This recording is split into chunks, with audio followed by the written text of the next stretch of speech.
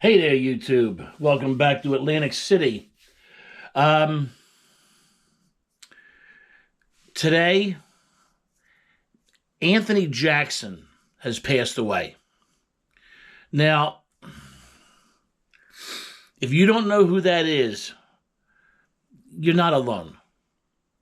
You have to be a musician to know who he is. He's a guy who has done extensive studio work um, and got his start, I think, in Philly with Gamble and Huff doing those Philly soul records. Um, he's best known for those records for the OJs, The Love of Money.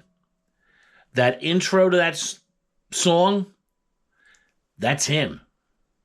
Taking his bass guitar and playing it through a phaser and through a wah-wah pedal. And I think there was a little bit of echo added in post-production. But it's an amazing effect. It's a cool intro, and no matter when you hear it, you know what song is coming. He was one of those guys. Now, granted, not a household name. He's played over 500 albums, thousands of sessions. A consummate bass player, and the guy who basically he invented the six-string bass. He ended up he had a few prototypes made, and I think he ended up going with Federa basses in New York, and they made his signature guitar.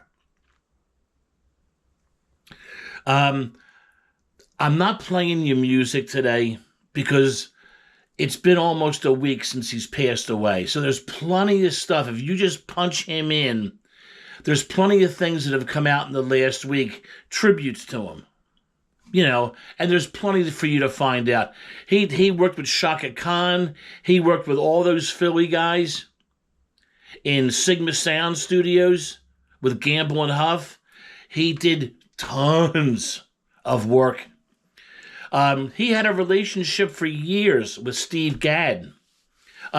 Matter of fact, look down in the comments. I'm going to put him speaking at a drum award or symposium, something, and he's talking about Steve Gadd. And it just will give you the sense of his knowledge and just how much of a great human being he was. Again, I'm not a professional musician either. I don't know everything he's done. I know he's important, and it would probably behoove you to sniff around a little bit and find out more about him now that he's gone. I think he's been out of the limelight for the last 6 or 7 years. I think he had a series of strokes, and he just wasn't the man he quite was before. Just his health had just faded. He passed away at 73 last week, the 19th, I think, of October. So if this has sparked any interest in you, go sniff around on YouTube and listen to some of this stuff. Listen to some of those Shaka Khan records where he was just phenomenal. And that the OJs, listen to that. That is one of the most identifiable intros to any song ever pressed. And that was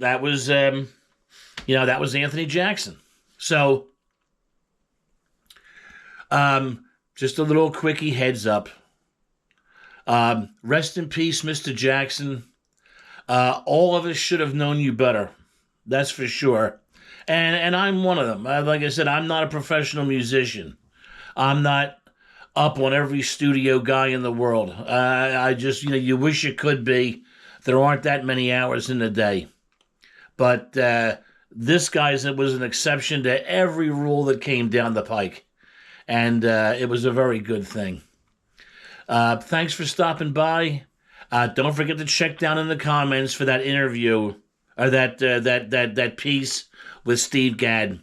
And I'll see you all soon back up on the boardwalk. Be good, you two.